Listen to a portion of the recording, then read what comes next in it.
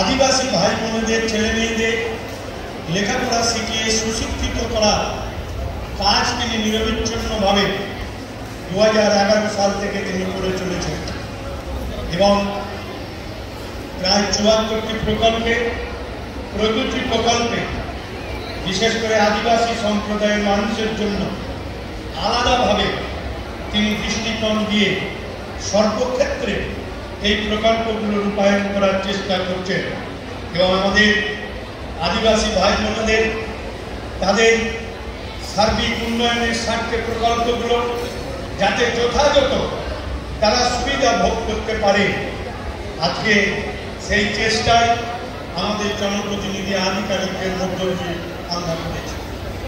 এবং বুঝতে হবে আমাদের এই আদিবাসীদের দীর্ঘ স্বাধীনতা দিবসে আমরা অনেক এগিয়ে এসেছি। স্বাধীনতা দিবস আবার একটা স্বাধীনতা দিবস এসে গেছে। ভারতবর্ষের স্বাধীনতার পর এই আদিবাসী সম্প্রদায়ের মানুষদের ভোটের নামে রাজনীতি ফুটবল খেলার মতো খেলতে হয়েছে। একবার এ দল যেরকম গোলপোস্ট থেকে ও দলে মারে, আবার ওদিক থেকে এরকম মারে, ঠিক সেই রকম তারা ভোটের রাজনীতি করেছে, কিন্তু সার্বিক উন্নয়নের চিন্তা কেউ কিন্তু করেনি।